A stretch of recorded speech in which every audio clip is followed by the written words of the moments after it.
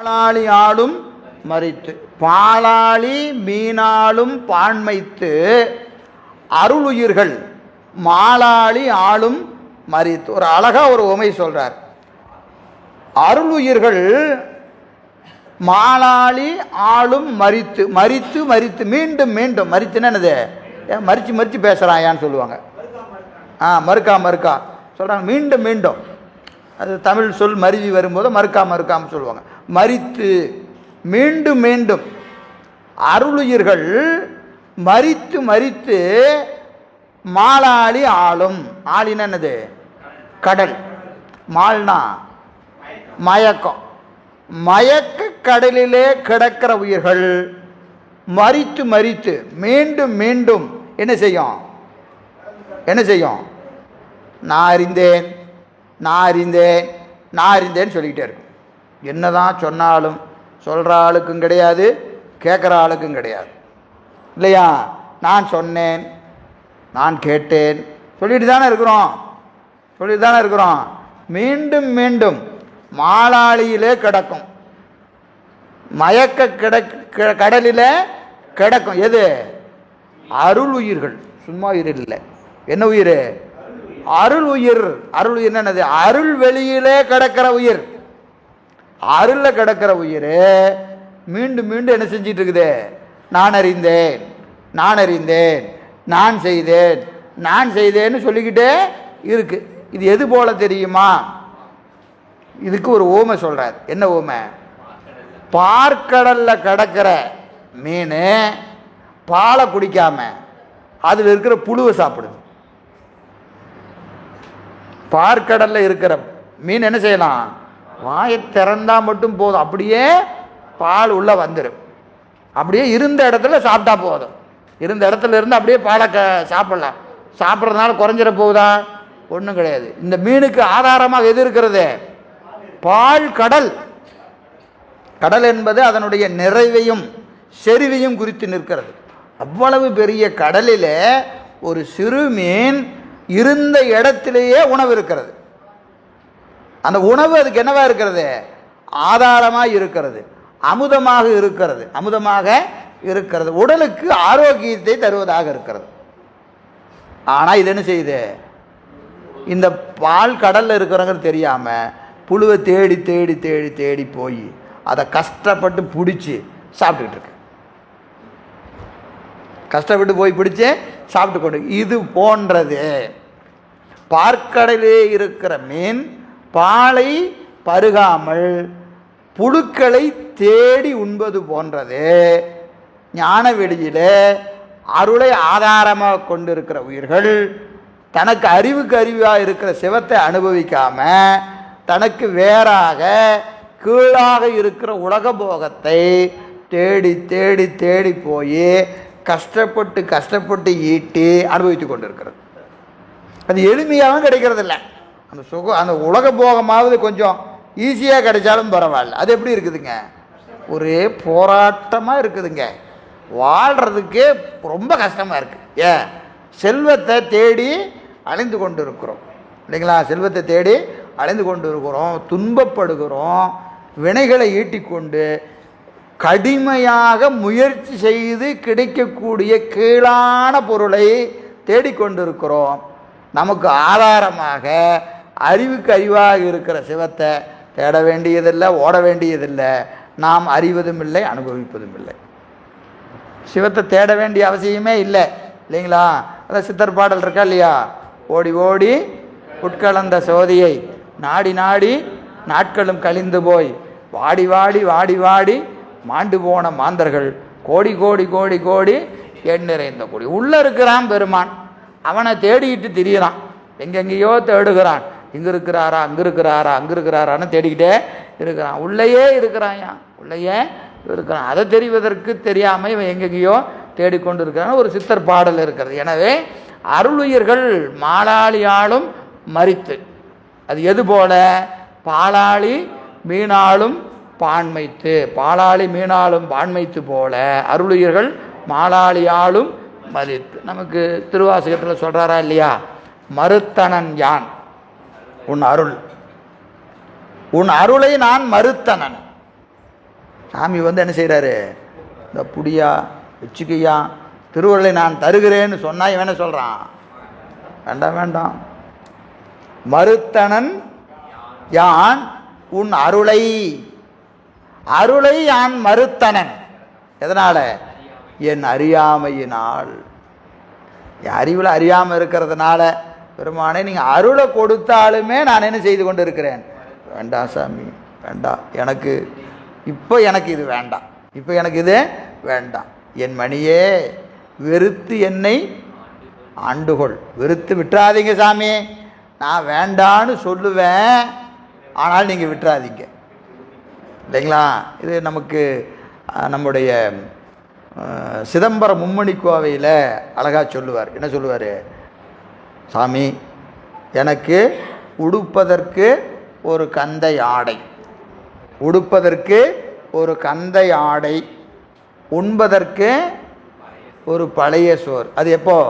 பசி பசின்னு நான் கதறுகிற போது ஒரு கவளம் பழைய சோறு, ஒரு கவளம் பழைய சோறு. படுப்பதற்கு ஒரு பழைய திண்ணை, ஒரு இடிஞ்ச பாலஞ்ச வீட்டினுடைய திண்ணை. இது மட்டும் இருந்தால் போதும், இது மட்டும் இருந்தால் போதும். கூடுவதற்கு உன் அடியார் திருக்கூட்டம், கூடுவதற்கு உன்னுடைய அடியார் திருக்கூட்டம் வேணும். இது எல்லாருமே கேட்கறது தான், பெரியோர்களெல்லாம் இப்படி தான் கேட்குறாங்க. ஆனால் இதில் என்ன சிறப்புனா, நான் திருப்பியும் வேற எதையாவது கேட்பேன். நான் இப்போ நல்ல அறிவில் தோணுது, இதை கேட்குறேன், பின்னாடி என்ன ஆயிரும், எனக்கு புத்தி மாறிடும், நான் வேற எதையாவது கேட்டாலும் கொடுக்காதீங்க, வேற எதையும் கொடுக்காதீங்கன்னு சொல்கிறார்.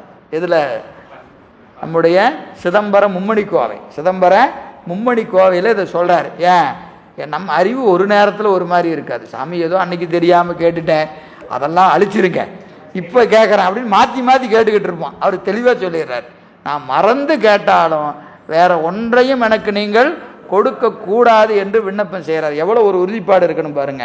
மிண்டுகின்றேனை மிண்டு மனத்தவர் போமின்கள் மையடியார்கள் விரைந்து வம்மின்னு சொல்கிறாரா இல்லையா? மாறுபட்டு ஐம்புலனும் என்னை வஞ்சிப்பேன், இந்த 5 புலனும் மாறுபட்டு என்ன செய்து என்னை வஞ்சித்து கொண்டு இருக்கிறது என்பதெல்லாம் அங்கே சொல்லுகிறார். இது காரணம் நமக்கு என்ன வரணுங்க, நிலையாமையை பற்றி ஒரு உணர்வு வரணும். நிலையாமை பற்றி உணர்வு வந்தால் தான் இந்த சிந்தனை நமக்கு வரும். சரி, அப்போது இந்த உயிர்கள் திருவருளை அறியாதது எது போன்றது அப்படின்னு கேட்டால் அதுக்கு அடுத்த ஓமை சொல்கிறார். அது அடுத்த ஓமையில் சொல்கிறார் 35. அணுகு துணையறியா ஆன்றோனின் 5 உணர்வை உணரா உயிர். அணுகு துணையறியா ஆன்றோனின் 5 உணர்வை உணரா உயிர்.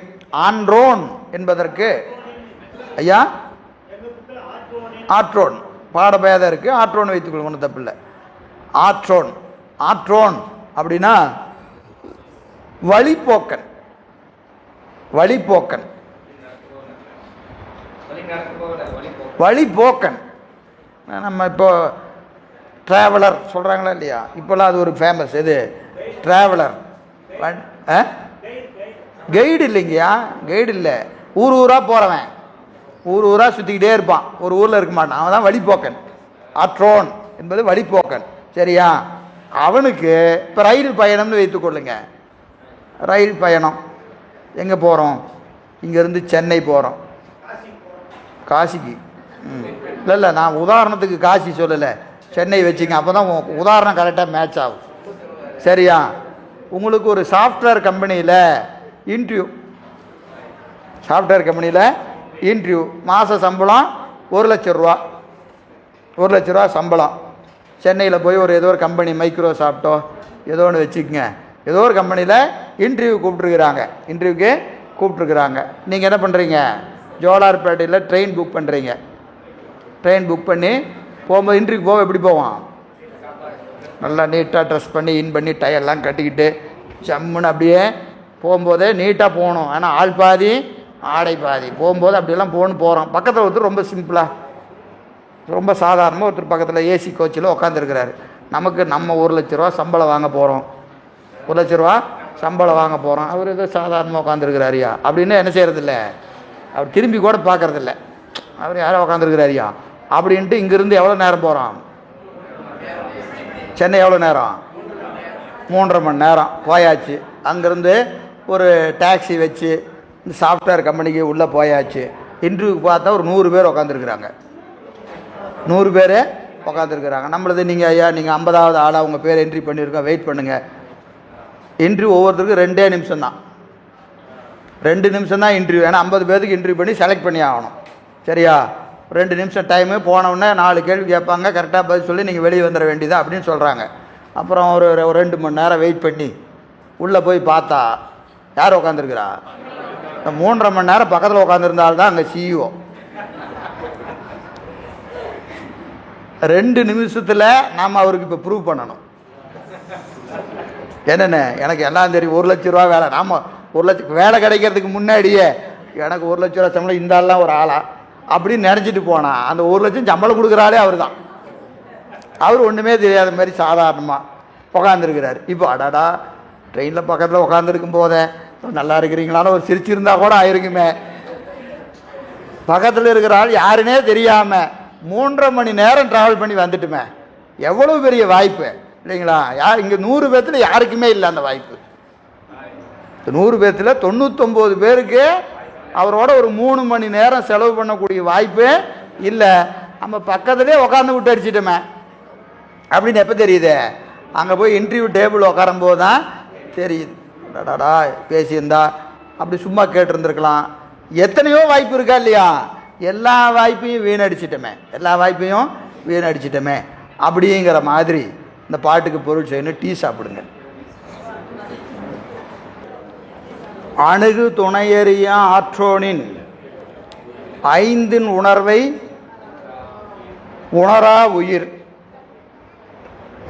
அணுகு துணையறியா ஆற்றோன், அணுகு துணை ரொம்ப நெருக்கமாக பக்கத்தில் இருக்கிற துணை யாரு? தனித்துணை, வழித்துணை சொல்கிறாங்களா இல்லையா? தனித்துணை நீ நிற்க தரிக்கி தலையினால் நடந்த வினைத்துணையேனை விடுதி கண்டாய் என்று சொல்வது போல உயிருக்கு உயிராக இருக்கிற துணை பக்கத்தில் அப்படின்னா ரொம்ப பக்கத்தில், இன்னும் ரொம்ப பக்கத்தில், இன்னும் ரொம்ப பக்கத்தில், இதுக்கு மேலே பக்கத்திலேயே இல்லை. ஏன்? அறிவுக்குள்ளேயே உட்காந்துருக்கிறான். இப்போ நம்ம சொன்னால் பக்கத்தில்னா தோலை இடிச்சுக்கிட்டு நிற்கலாம், இல்லை மடியில் உட்கார வைக்கலாம், தோல் மேலே உட்கார வைக்கலாம். இதை விட நெருக்கமாக எப்படி சொல்ல முடியும்? சொல்ல முடியாது. ஆனால் அவன் எங்கே இருக்கிறான்?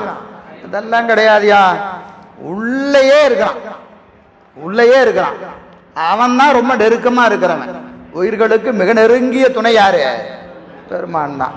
அதான் அணுகு துணை, அணுகு துணை. அறியா ஆற்றோன், அதை அறியாத வழிபோக்கன் போல பக்கத்திலேயே உட்காந்துருந்தான். இவன் நோக்கம் என்னது?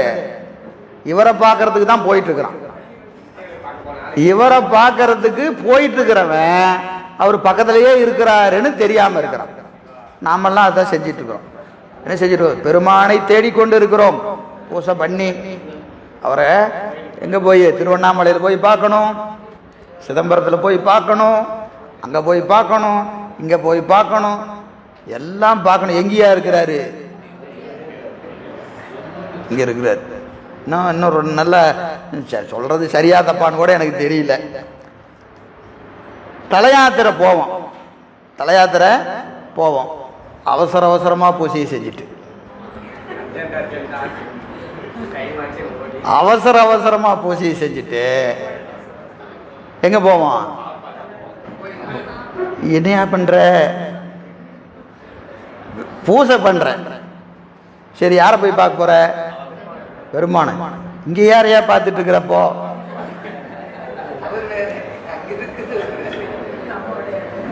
அவர் பொது திருமேனி, அவரு பொது திருமேனி. இவர் யாரு? நமக்கு மட்டும் உடையவர். இந்த உடையவர்ல உட்கார்ந்து உன்னால பெருமானை பார்க்க முடியலன்னா நீ அங்க போய் என்னத்தை பார்க்க போற? தலையாத்திரை போகக்கூடாதுன்னு சொல்ல நினைச்சிடாதீங்க. இதை செஞ்சுட்டு தான் அதுக்கு போகணும். இதை அறகுறையாக செஞ்சு அங்கே போய் பார்ப்பதற்கு ஒன்றுமே இல்லை. அங்கே போய் பார்ப்பதற்கு ஒன்றுமே இல்லை. காரணம், இது நமக்கு பெருமான் கொடுத்த மிகப்பெரிய ஒரு கருணை. இங்கே பார்க்கணும் பெருமானை, இங்கே பார்த்தாதான் இங்கே பார்க்க முடியும், இங்கே பார்த்தாதான் இங்கே பார்க்கணும், இங்கே பார்த்தாதான் அங்கே பெருமான் தெரியும். அங்கே பெருமானை பார்க்கணும்னா முதல்ல எங்கே பார்க்கணும்? இங்கே பார்க்கணும்.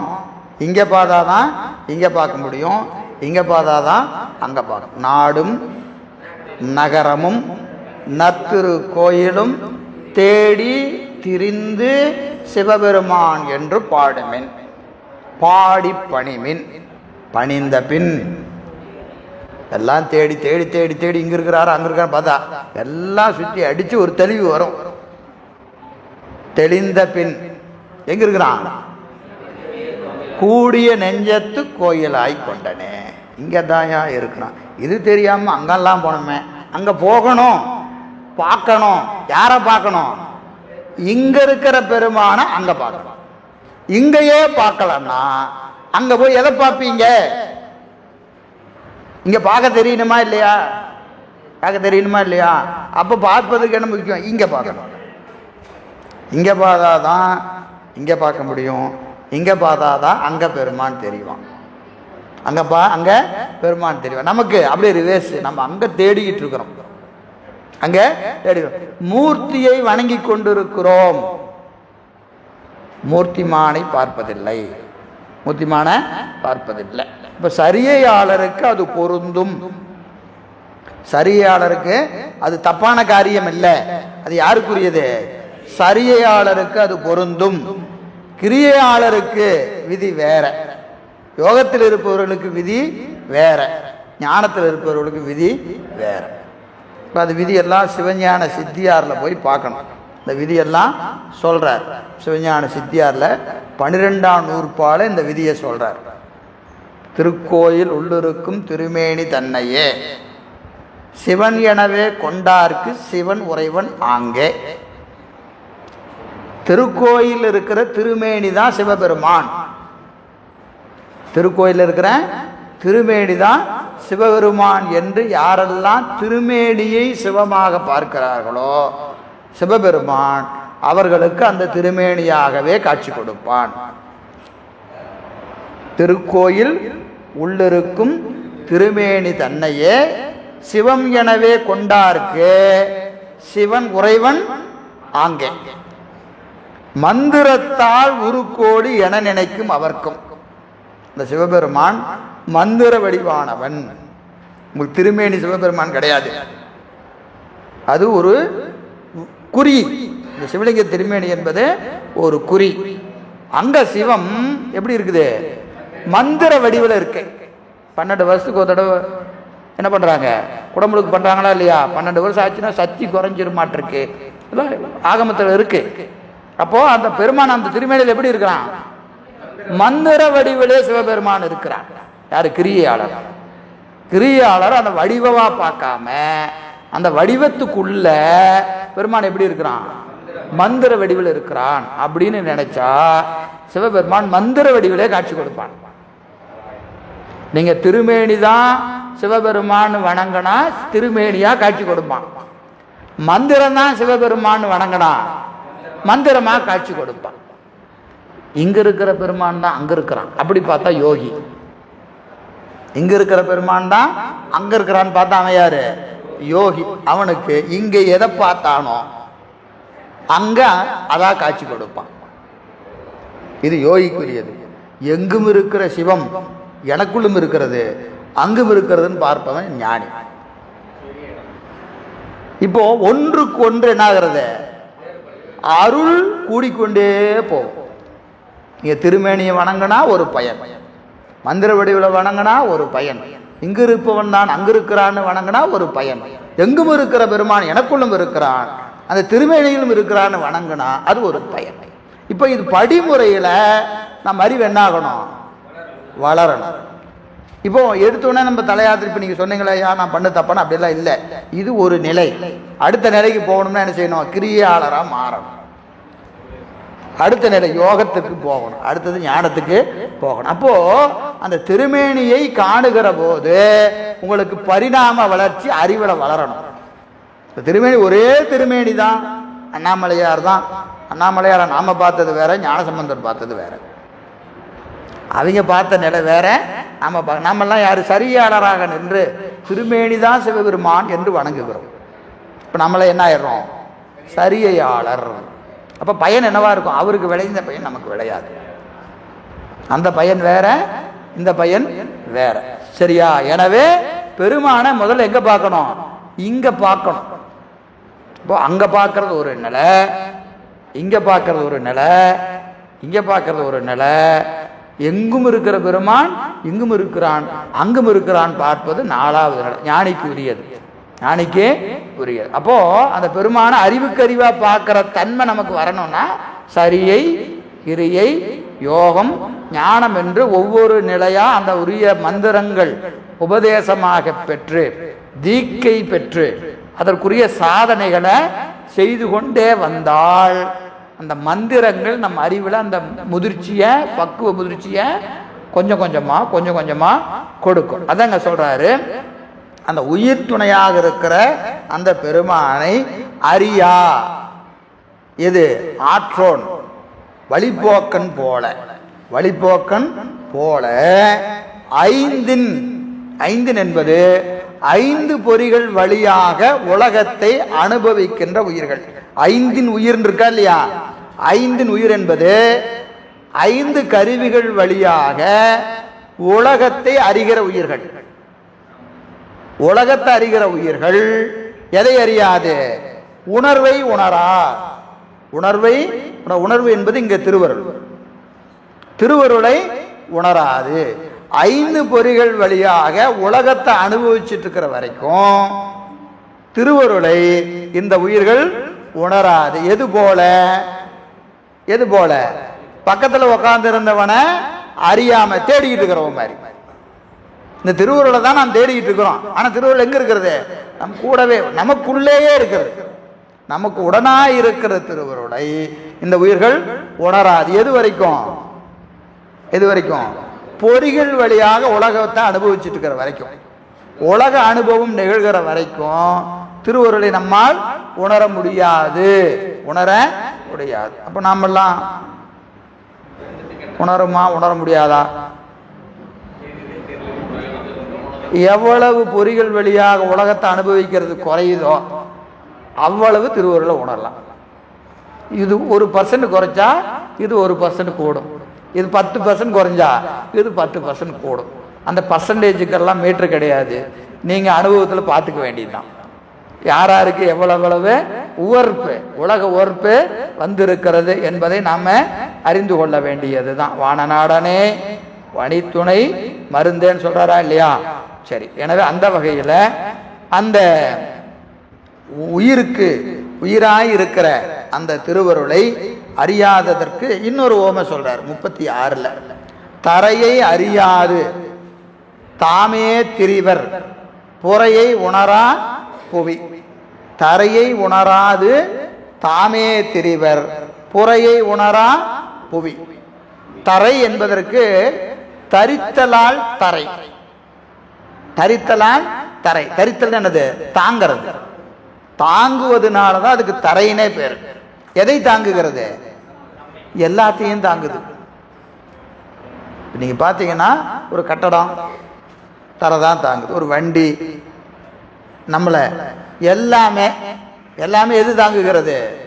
தரை தான் தாங்குகிறது. ஆனா தரை தாங்குகிறது என்று நம்ம என்னைக்காவது பார்த்துருக்கிறோமா? அது யோசிக்கிறதே கிடையாது. தரையை ஒரு பொருளாவே நினைப்பதில்லை. ஆனா எல்லாத்துக்கும் ஆதாரம் எது? தரை தான், இல்லைங்களா? சிவஞான போதத்துல 4வது நூற்பா ஊசல் கயிறு அற்றால் தாய் தரையேயாம் துணையால் ஒரு ஏது சொல்லுவார். ஊசல் கயிறு அற்றால் தாய் தரையேயாம் துணையாய் அப்படின்னு என்னதுங்க? ஒரு ஊசல் இருக்கு, இந்த விட்டத்துல ஒரு 2 கயிறுல ஒரு ஊசல் போட்டிருக்காங்க. சரியா? இந்த ஊசல் ஆடிட்டு இருக்கு. இப்போ ஊசலை எது தாங்குது அப்படின்னு கேட்டா கயிறு தாங்கிட்டு இருக்குதுங்க. நம்ம அப்படிதான் சொல்லுவோம். ஊசலை தாங்கிறது எது? கயிறு தாங்குது. சரியா? கயிறு எது தாங்குது? இந்த விட்டம் பீமு தாங்குது. இது எதையா தாங்குது? இந்த காலம் போஸ்ட் தாங்கிட்டு இருக்குது. காலம் போஸ்ட் எது தாங்கிட்டு இருக்குது? தரை தாங்கிட்டு இருக்கு. அப்போ எடுத்த உடனே என்ன சொல்லலாம்? ஊசல் கயிறு எது இது எது தாங்குது? தரை தாங்குது. அவ்வளோதான், வேலை முடிஞ்சு போச்சு. இது தாங்குச்சு, அது தாங்குச்சு, அது தாங்குச்சு, ஒவ்வொன்றா சொல்லிட்டு போய் கடைசியில் எங்கே போய் நிற்கும்? தரை தான் தாங்கும். எல்லாத்தையும் தரை தான் தாங்கிட்டு இருக்கு. நம்ம கேட்குறோம், உன்னை யார் காப்பாத்துறா அப்படின்னு கேட்டால் என்ன சொல்லுவான்? எங்கள் அப்பா காப்பாத்துறாரு. உங்கள் அப்பாவை யார் காப்பாத்துறா? அவங்க முதலாளி காப்பாத்துறாரு. அவங்க முதலாளி யாரு காப்பாத்துறாரு? அவரு காப்பாத்துறாரு.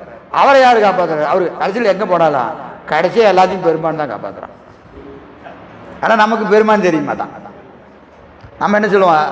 யாரை காப்பாத்துறான்னு கேட்டா அம்மாவை காட்டுவோம், அப்பாவை காட்டுவோம், மனைவியை காட்டுவோம், வயசாகிட்டா மக்களை காட்டுவோம். இவன் தாங்க என் பையன் தாங்க என்னை காப்பாற்றிட்டு இருக்கிறான் அப்படின்னு பையனை காட்டுவோம். யாரும் காப்பாற்றல, பெருமான் தான் காப்பாற்றிட்டு இருக்கிறான். ஏன்? எல்லாத்தையும் தாங்குகிற தன்மை பெருமானுக்கு மட்டும்தான் உண்டு. அப்போ அது போல, அதுதான் இங்க சொல்றாரு, தரையை அறியாது, எல்லாவற்றிற்கும் ஆதாரமாயிருக்கிற தரையை அறியாது தாமே திரிவர். நடக்கும் போத நான் நடந்தேன், ஓடிக்கொண்டிருக்கிறேன், நடந்து கொண்டிருக்கிறேன்னு நம்ம சொல்றோமா இல்லையா? தரை தாங்கிறதுனாலதான் நம்மள ஓட முடியுது. நீ ஓடதா இருந்தா தண்ணியில ஓடலாம்ல, சேத்துல ஓட முடியுமா? அப்ப அது தாங்குவதனாலதான் நம்மளால நடக்க முடியுது, ஓட முடியுது. எல்லாமே எதற்கு காரணம்? தரைதான் காரணம். ஆனா அதை அறியாது தாமே திரிவர். அப்படி தாமே திரிவதற்கு காரணம் என்னது? மயக்க உணர்வு. நமக்குள்ள இருக்கிற மயக்க உணர்வு, நான் தான் அப்படிங்கிற மயக்க உணர்வுனால என்ன செய்யறோம்? ஆதாரத்தை நாம் அறிவதில்லை, ஆதாரத்தை நாம் அறிவதில்லை. அதுபோல புவி என்னது? உலகம். உலகத்தில் இருக்கிற எல்லா உயிர்களும் புறையை உணரா. புறை என்பது திருவருள். திருவருளை உயிர்கள் உணராது, தரையை உணராது நானே நடக்கிறேன் என்று சொல்வது போல உலகம் என்பது உயிர்கள் மேற்று. உலகத்தில் இருக்கிற உயிர்கள் எல்லாம் எதை அறியாது? திருவருளை அறியாது. நானே செய்தேன் என்கின்ற அந்த கருத்தை சொல்லிக்கொண்டே இருக்கும். எல்லா பாட்டுக்கும் ஒரே கருத்து தான். என்னது? திருவருள் தான் நமக்கு ஆதாரம்.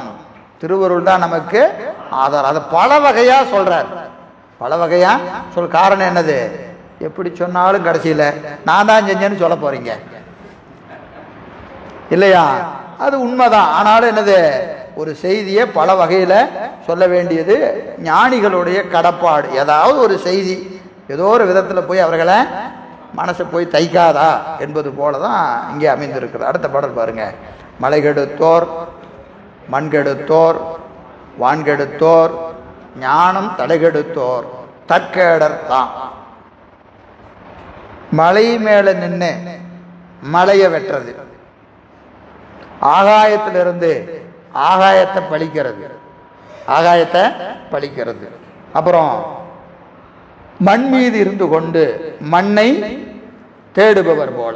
மண்ணில் இருந்துட்டு மண்ணை தேடுறது, மலையில இருந்துட்டு மலையை தேடுறது, ஆகாயத்தில் இருந்து கொண்டு ஆகாயத்தை தேடுவது போல ஞானத்திலே இருந்து கொண்டு, திருவருள் வியாபகத்திலே இருந்து கொண்டு திருவருளை தேடுபவர்கள். திருவருளே இருப்பான். எதை தேடிட்டு இருப்பான்?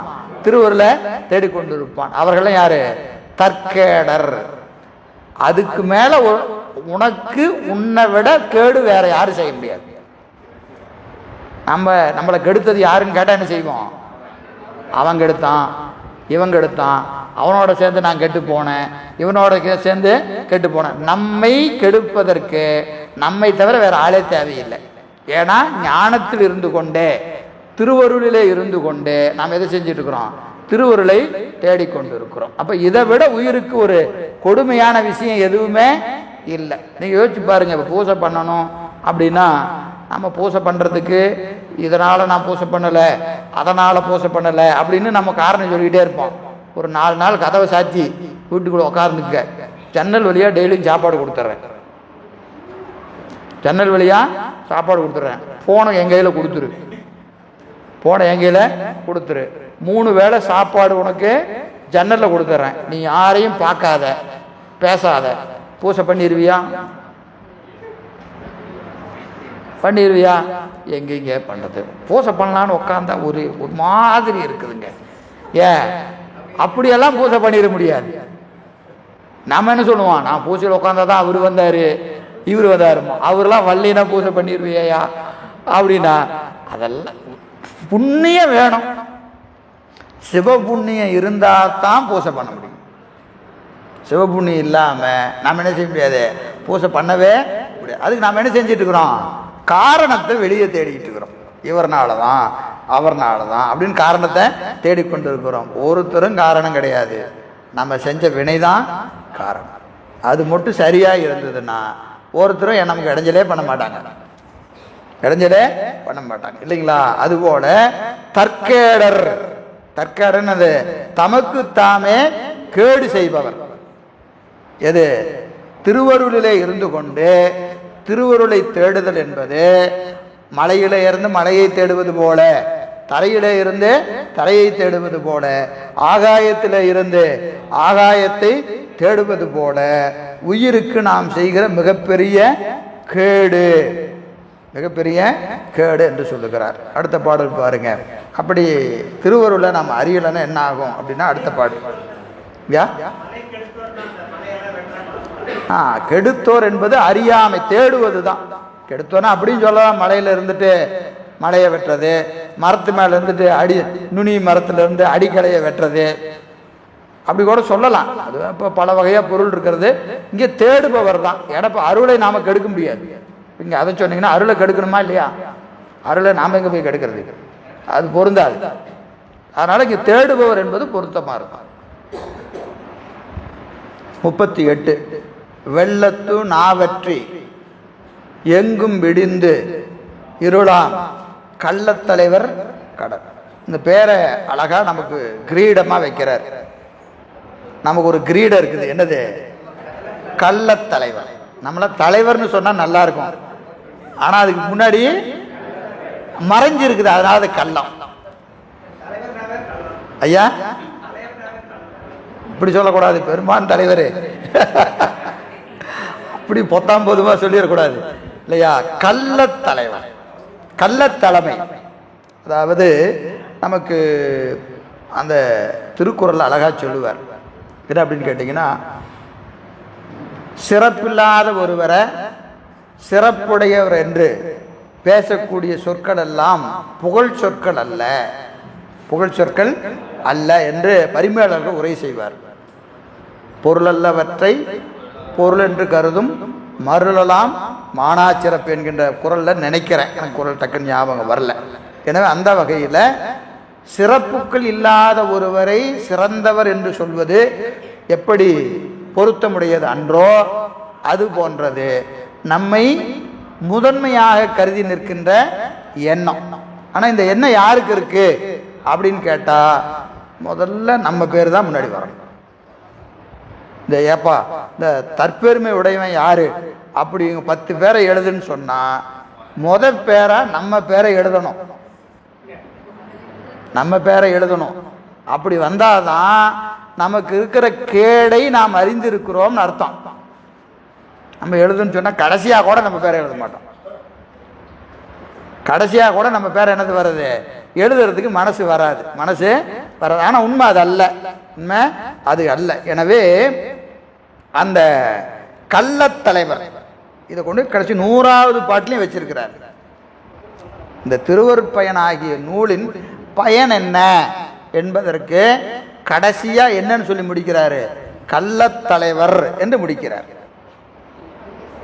கள்ளத்தலைவர் துயர் கருதி, கள்ளத்தலைவர் துயர் கருதி, நம்முடைய துயரை நினைச்சு இந்த 100 குறட்பாவை நான் எழுதி இருக்கிறேன்கிறார். இந்த 100 குறட்பா யாருக்கு? நமக்கு தான். நாமல்ல யாரு? கள்ளத்தலைவர். கள்ளத்தலைவர் என்பது தலைமை பண்பே நமக்கு கிடையாது.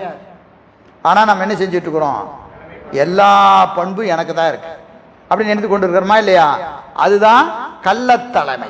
கள்ள தலைமை. வெள்ளத்துள் நாவற்றி எங்கும் விடிந்து இருளாம் கள்ளத்தலைவர் கடன்.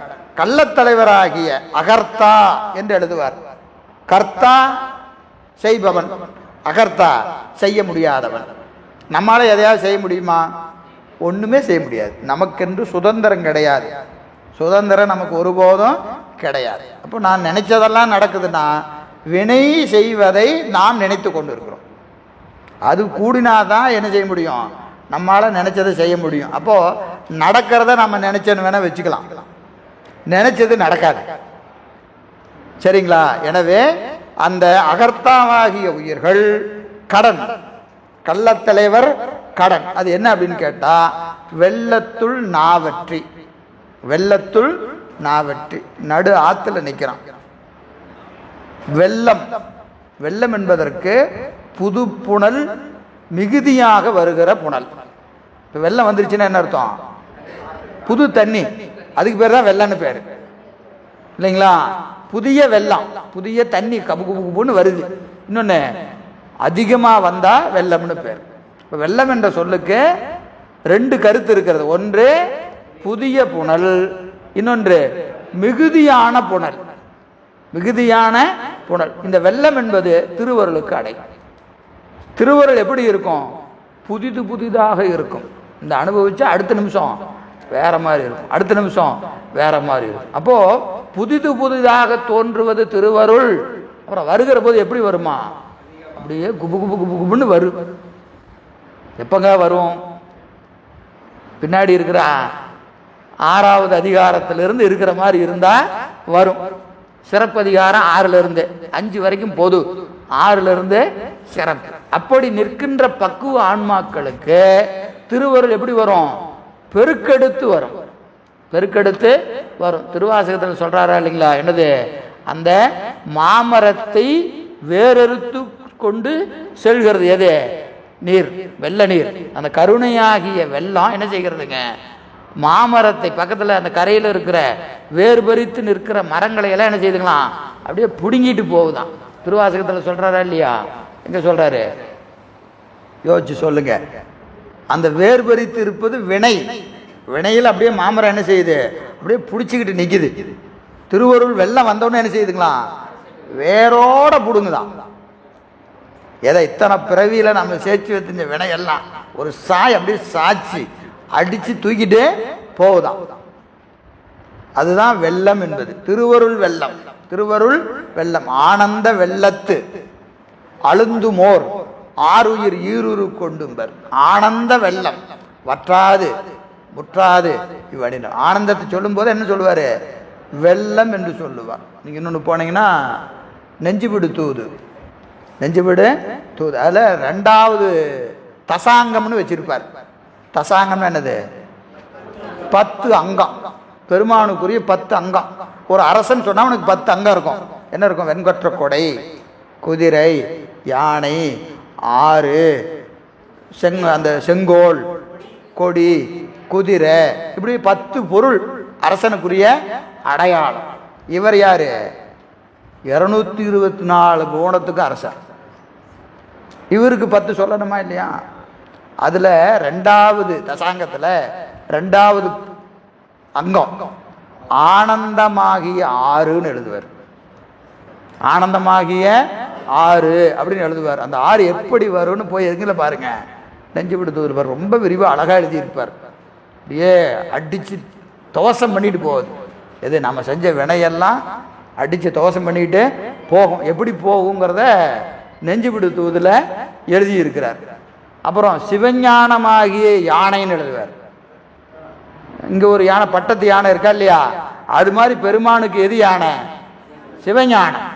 இந்த யானை எப்படி வருமா? அப்படியே ஒரு பாத்திர கடையில் புகுந்து தவசம் பண்ற மாதிரி நம்முடைய கள்ளங்களை எல்லாம் உள்ளத்துல புகுந்து என்ன செய்யுமா?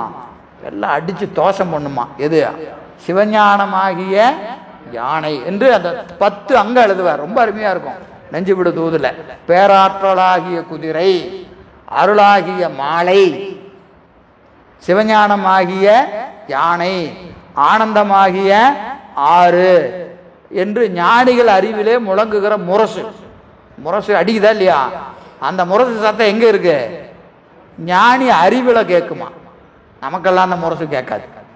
ஞானியர் அறிவில முழங்குகிற முரசு என்று 10 அங்கத்தங்க எழுதுறார். சரி, அதுபோல இங்கே இந்த வெள்ளத்துளே இருந்து கொண்டு, வெள்ளத்துள் நாவற்றி, நடு ஆத்துல நிக்கிறான்.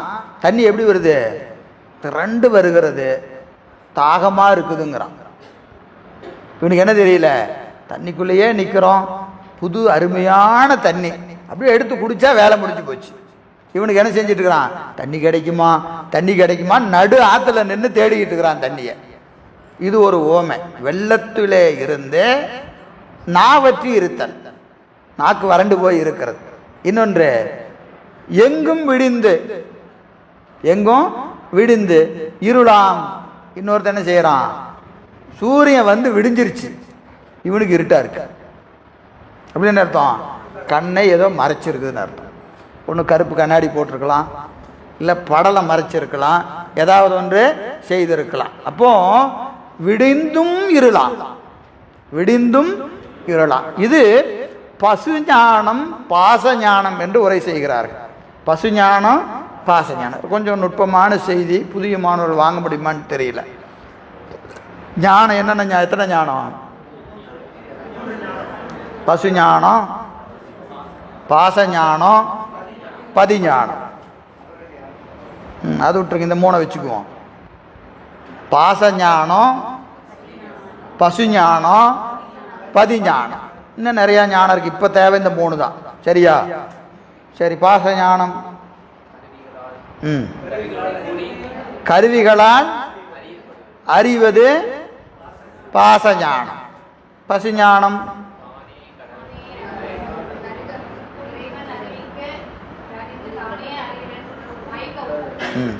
கருவிகள் வழியாக இறைவன் அறிவிக்க அறிந்து அந்த அறிகிற அறிவு தன்னுடையது என்று நினைக்கிற மயக்க உணர்வு. கருவிகள் வழியாவே அறியும், கருவிகளை விட்டு அறியும். எப்படி அறிந்தாலும் அது இறைவன் உணர்கிற ஞானம். ஆனா அது என்ன செஞ்சிடும்? அந்த இறைவன் உணர்கிற ஞானத்தை தன்னுடைய ஞானம் என்று நினைக்கிற மயக்க உணர்வு, மயக்க உணர்வு, தற்போதம். இதுக்கு என்ன பேரு? பசு ஞானம்னு பேர். பதிஞானம்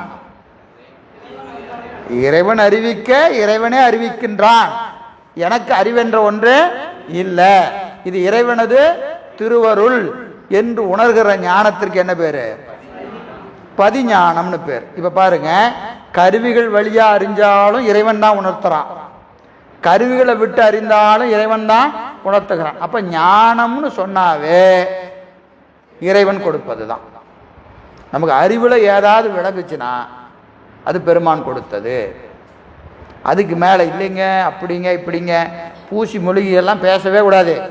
அறிவு விளக்கம் என்று ஏதாவது ஒன்று நம் அறிவுல நிகழ்ந்தால் அது திருவருள் கொடுத்தது, திருவருள் கொடுத்தது. சரி, இப்போ என்ன பிரச்சனை அப்படின்னு கேட்டீங்கன்னா, இங்க கருவிகள் வழியாக அறிகிற போது அது பாச ஞானம்னு சொல்லியாச்சு, கருவிகளை விட்டாச்சு. சரிங்களா? ஆன்மா கேவலம், சகலம், சுத்தம் 3 இருக்கா இல்லையா? கேவலம் பிறப்புக்கு முன்னாடி, சகலம் பிறவியில, சுத்தம் என்பது திருவருளிலே கூடி நிற்பது. இந்த சகல நிலையிலேயே ஆன்மாக்கள் சீவன் முத்த நிலையில நிற்கும். நிற்குமா நிற்காதா? சீவன் முத்த நிலையில நிற்குமா நிற்காதா? நிற்க. சீவன் முத்த நிலைன்னா என்னது? பேரின்பத்தை இங்கேயே அனுபவிச்சுட்டு இருப்பாங்க. முத்தியில பெறுகிற இன்பத்தை இங்கேயே அனுபவித்துக் கொண்டிருப்பார்கள். இங்கேயே அனுபவித்து, அதுதான் என்னதுங்க? சீவன் முத்த நிலை. சீவன் முத்த நிலை. இந்த சீவன் முத்த நிலையில இருக்கிற போது இவர்கள் இப்போ உதாரணத்துக்கு இப்போ கருவிகள் வழி, இப்போ நம்மளே எது வழியா அறிஞ்சிட்டு இருக்கிறோம்? கருவிகள் வழியா அழிந்து கொண்டு இருக்கிறோம். காரணம், நான் வாயால தான் பேசி ஆகணும், நீங்க காதால தான் கேட்டாகணும். அதையும் நான் நேற்று ஒன்று சொல்லுவேன், இன்னைக்கு ஒன்று சொல்லுவேன், தப்பாக கூட சொல்லுவேன். என்னுடைய ஞானம் என்ன ஞானம்? அது மயங்கி மயங்கி அறிவது. ஒரே நேரத்தில் ஒரே மாதிரி இருக்குமா? தெரியாது. குணவயப்பட்டது. என்னுடைய அறிவும் குணவயப்பட்டது. உங்க அறிவும் உணவை போயிட்டு தான் காலையில் ஒரு மாதிரி இருக்கும், மதியானம் ஒரு மாதிரி இருக்கும், சாயந்தரம் ஒரு மாதிரி இருக்கும், கேட்டது ஒரு நேரத்தில் பாதி புரிஞ்ச மாதிரி இருக்கும், பாதி புரியாத மாதிரி இருக்கும். எல்லாம் குணவயப்பட்டது தான் இல்லைங்களா? இப்போ நமக்கு நிகழ்வதில் என்ன ஞானம்? பாசஞானம். பாசஞானம் இல்லையா? கருவிகள் வழியாக தானே அறிகிறோம். இப்போது இந்த பூசையின் பயனாய் கருவிகளை நீங்கி அறிந்தாங்க அறிகிற அறிவு நமக்கு வருகிறது. இதற்கு ரொம்ப நுட்பமான இடம். அதாவது சுத்த அவத்தை. சுத்த அவத்தை. அவத்தை எத்தனை வகைப்படும்? கேவல அவத்தை, சகல அவத்தை, சுத்த அவத்தை. காரண காரிய அவத்தை 2. காரிய அவத்தையில் கேவலம், சகலம், சுத்தம். ஒவ்வொரு அவத்தையிலும் எத்தனை இருக்கு? 5 இருக்கு. சாக்கரம், சொப்பனம், சுளுத்தி, துரியம், துரியாதி. 5 இருக்கா? 5 இருக்குல்ல? கேவலத்திலையும் 5, சகலத்திலையும் 5, சுத்தத்திலையும் 5. சரி, சுத்த அவத்தை. சுத்த அவத்தையில் நின்மல சாக்கரம், நின்மல சொப்பனம், நின்மல சுளுத்தி, நின்மல துரியம், நின்மல துரியாதீதம்.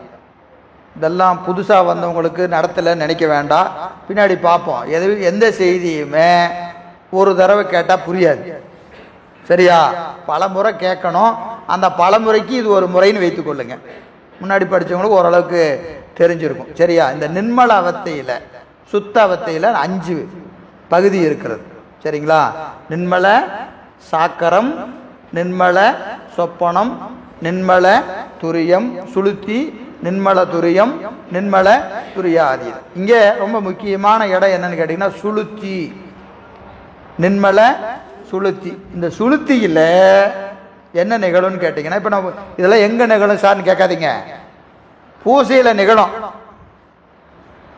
பூசை ஒழுங்காக பண்ணால் இதெல்லாம் நிகழும். நிகழும் நமக்கு தெரியாது, நிகழ்வது நமக்கு தெரியாது. ஆனால் அது அனுபவத்தில் வரும்.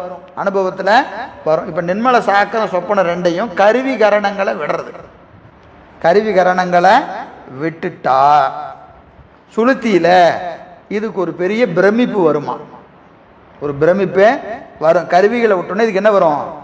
ஒரு வியாபக ஞானம் ஆன்மாவுக்கு வரும். வியாபக ஞானம் ஆன்மாவுக்கு வரும். எங்க? பூசையில் நின்மல சுளுத்தி. நின்மல சுளுத்திக்கு போகும்போது ஒரு வியாபக ஞானம், அறிந்தாங்க அறிகிற ஞானம் ஆன்மாவுக்கு வரும். வருகிற போது இது என்ன நினைக்கும்? எனக்கு இவ்வளோ அறிவா, நான் இப்போ சிவமாயிட்டேன், எனக்கு வியாபக ஞானம் வந்துருச்சு அப்படின்னு இதுக்கு என்ன வரும்? ஒரு தற்போதம் தலை தூக்கும். எதில்? நின்மல சுளுத்தியில். அதை பற்றிலாம் நமக்கு இப்போ கவலை இல்லை. போகும்போத தெரிஞ்சு வச்சுக்குவோம். எப்போவாது போனோம்னா அங்கே அப்படி ஒரு விஷயம் இருக்கு. எப்போவாது நம்ம தலை பெருசாச்சுன்னா, எப்போவாது நம்ம தலை பெருசாச்சுன்னா எங்கே இருக்குன்னு அர்த்தம்? நின்மல சுளுத்தியில். இப்போவே எனக்கு தலை பெருசாதான் சார் இருக்கு அப்படின்னு சொல்லக்கூடாது. இதெல்லாம் கேவலாவத்திலையும் சகலாவத்திலையும் நிகழ்வது. சுத்தவத்தில் இந்த தன்னைத்தானே வியக்குகிற ஒரு தன்மை, தன்னைத்தானே வியக்குகிற ஒரு தன்மை உயிருக்கு வரும். ஏன்னு கேட்டிங்கன்னா அதோடைய வாக்கில் திருவருள் விளங்கும். ஏற்கனவே பல முறை சொல்லியிருக்கிறோம். சில பெரியோர்கள் இருப்பாங்க, இன்றைக்கும் இருப்பாங்க. அவர்கள் சொல்லுகிற சொல் அப்படியே பழிக்கும். அவர்கள் திருவருளில் அப்படியே சிவம் பிரகாசித்து நிற்கும். அவர்களை கண்டாவே நமக்கு பல நன்மைகள் பிறக்கும். அவங்க செய்த தொண்டின் பயனாய், பூசையின் பயனாய் அவர்களிடத்து திருவருள் என்ன இருக்கும்? அப்படியே நிறைந்து நிற்கும், நிறைந்து நிற்கும். அப்போ கூட இருக்கிறவங்கெல்லாம் அவர்கள் எப்படி பார்ப்பாங்க? சிவமாவே பார்ப்பாங்க, சிவமாவே பார்ப்பாங்க. அப்போது இவர்கள் அவர்களை சிவமாக பார்ப்பதில் ஒரு குறையும் இல்லை. அது சரி. காரணம், அந்த அறிவில் சிவம் பிரகாசித்து நிற்கிறது. ஆனால் அங்கே ஒரே ஒரு பிரச்சனை. என்னது? அவர்களுக்கு தான் பிரச்சனை. என்ன பிரச்சனைன்னா, அந்த எல்லாரும் சிவமாக நினச்சி போட்டுறாங்களா இல்லையா? அதில் சிக்காமல் போக வேண்டியது அவங்களுடைய கடமை. ரொம்ப கஷ்டமான இடம், சிக்கிட்டா என்னாச்சு, கீழே இறங்கி வந்துடுவாங்க. கீழே இறங்கி வர வேண்டியதான். அந்த இடத்துக்கு தான் பசுஞானம்னு பேர். அதுக்கு என்னது? பசுஞானம். இறைவனது வியாபக ஞானத்தை தன்னுடைய ஞானமாக மயங்கி நிற்கின்ற மயக்க உணர்வு. மயக்க உணர்வு காரணம், இப்போ அவர் சொன்னதெல்லாம் நடக்கும், அவர் ஆசீர்வாதம் பண்ணால் நடக்கும், அவரை பார்த்தா நமக்கு நல்லது நடக்கும். இப்போ நாம் போய் சொல்லுவோம், ஐயா நீங்கள் அன்னைக்கு வந்து என் அடியேனுடைய இல்லத்தில் நீங்கள் கால் வச்சிங்க, எனக்கு எல்லாம் சரியாயிடுச்சு. இப்படி சொல்கிறோம்னா இவர் போய் சொல்லலை, அவர் நடந்ததை தான் சொல்ற, அவர் அனுபவத்தை சொல்றார். அது நடந்ததா? நடந்தது. அவர் வந்ததால தான் நடந்ததா? நடந்தது. இவர் போய் உண்மையை சொல்றாரா? சொல்றாரு. அவர் என்ன செய்யணும்? எனக்கு இதுக்கு சம்பந்தம் இல்லை அப்படின்னு அவர் நினைச்சிட்டு இவருடைய புகழ்ச்சிய தலைக்குள்ள போடாம இருந்தார்னா சுளுத்தியிலிருந்து துரியத்துக்கு ஏறுவார். சுளுத்தியிலிருந்து துரியத்துக்கு ஏறி துரியாதீதத்துக்கு போயிடுவார். அப்படியாப்பா அப்படின்ட்டாருனா முடிஞ்சது கதை. பாருங்க, இந்த தற்போதான் நான் சொல்றதெல்லாம் இப்ப நமக்கு பேசுறதுக்கு ஈஸியா இருக்குதுங்க. அடையிற இடமெல்லாம் கிடையாது. அது ரொம்ப ரொம்ப மிக உயர்ந்த இடம், மிக உயர்ந்த இடம். அந்த இடத்துலையும் இந்த சிக்கல் இருக்கிறது. அந்த இடத்திலேயே சிக்கல் இருக்குது. நாமெல்லாம் எவ்வளவு கவனமா இருக்கணும் பாருங்க. சரிங்களா? பாராட்டுறது என்பது உண்மைதான், பாராட்டுவது உண்மைதான். பாராட்டப்படுவருக்கு தான் டேஞ்சர். யாரை பாராட்டினாலும் அவருக்கு தான் பிரச்சனை. அது அவர் தெரிந்திருக்கணும், இது நமக்கு உரியதல்ல, இது நமக்கு உரியதல்ல என்பதை அறிந்திருந்தால் அவங்க தப்பிச்சு போகலாம். இல்லைன்னா அதில் மாடி. இதுக்கு தான் என்ன பேருங்க? பசுஞானம்னு பேர். பசுஞானம்னு பேர். விடிந்தும் இருளாம். இப்போ நமக்கெல்லாம் இருளில் தான் இருக்கிறோம். இருள் பிரச்சனை கிடையாது. இருளில் இருந்துக்கிட்டு நம்ம என்ன சொல்கிறோம்? இருட்டில் இருக்குன்னு சொல்கிறோம். தப்பே கிடையாது. புரியுதுங்களா? அவங்களுக்கெல்லாம் விடிஞ்சிருச்சு. திருவருள் விளங்கி விட்டது. விடிந்த பிறகும் அவருக்கு என்னவா தெரியக்கூடாது? இருட்டு தெரியக்கூடாது. ஆனால் இருட்டு தெரியுது.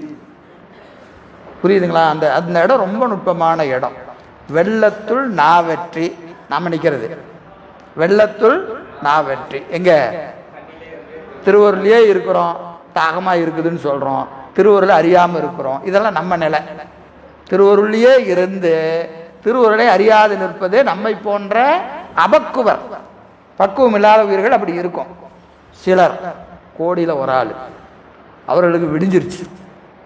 சகல அவத்தை அனுபவங்கள் நிகழ்ந்து கொண்டிருக்கிறது. அவர்களுக்கு இருளா தெரியுது.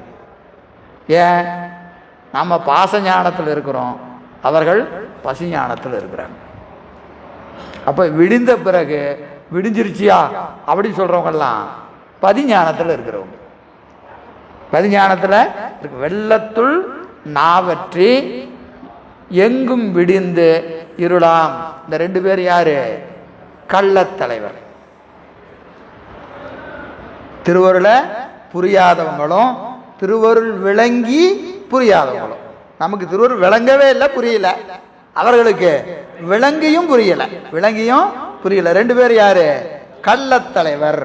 கள்ள தலைவர் கடன் என்று சொல்லுகிறார். யா, இது ஓமை. ஓமையிலிருந்து நீங்க எடுத்துக்க வேண்டியதான்.